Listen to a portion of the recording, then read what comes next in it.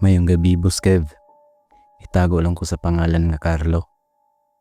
Usa ko ka high school student, dili pa ko legal age. Kini nga storya nahitabo ni sa mong balay sa bukid. Didto sa Bukidnon. Ug hantod karon kung makahinumdum ko ato, mubugnaw gihapon akong tangkugo ug manglimbawt akong balahibo. Sa bukid mi nagpuyo, layo sa silingan, ug ang pinakaduol tingali nga balay, mga 5 minutos pa kung imong baklayon. Pero na ako'y cellphone ug napod noon signal didto. Kung gabi na, ang madungog ra nimo kay kuliglig, hangin sa kahoy, kusahay, iro nga mukalit ang ug-usig bisan walay tawo. Akong mama na lang ang nagatima ng Boss Kev, kay namatay naman akong papa. Mga 2 years old pa tingali akong manghod, kay nadisgrasya. Sukad bata pa mi, permi gid ming gipasidan-an sa among mama nga dili gid mi moabri kung dili na mo kaila ang manuktok. Bisan pag unsay tuyo nila, kay sa bukid mong daw, dili tanan nga manuktok tawo. Wala ko motuwa na sa una. Abi na ko panghadlok ra. Hangtod sa usa ka hapon nga kameray nabilin sa balay. Niadto og sentro akong mama para mamalit.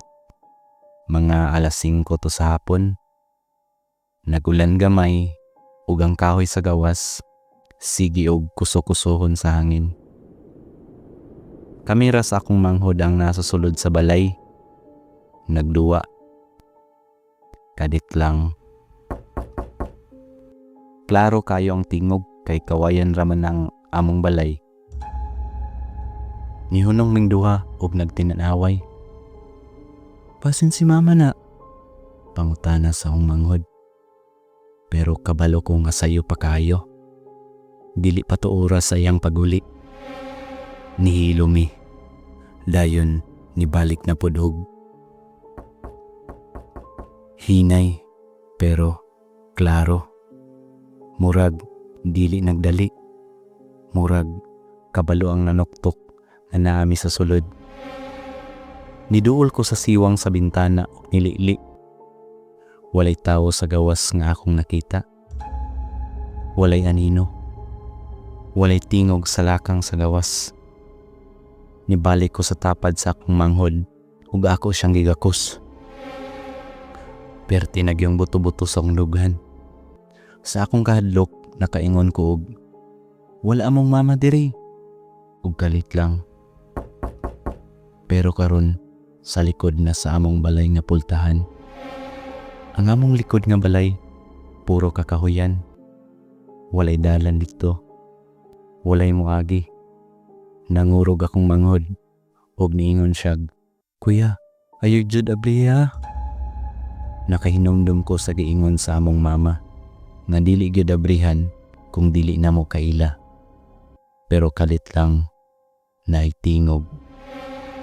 "Dong, ablihi, si mama ni." Nanggahay ko. Tingog gyud sa akong mama. Parehas kayo. Walay kalainan. Pero kabalo ko, niadtog sentro si mama ug dili pa gyud siya moagi sa likod nga pultahan. Ug miingon na pod ang nanuktok nga, "Dong, basa kayo ko ablihi." Murag duol ra gud siya sa pultahan ug madungog na nako ang hinay nga paginhawa sa pika side. Bugnaw, hinay. Akong kamot hapit na mahawid sa among lak nga lansang ra kay ako naon pangabrihan. Ug kalit lang ni ring ang cellphone sa lamisa.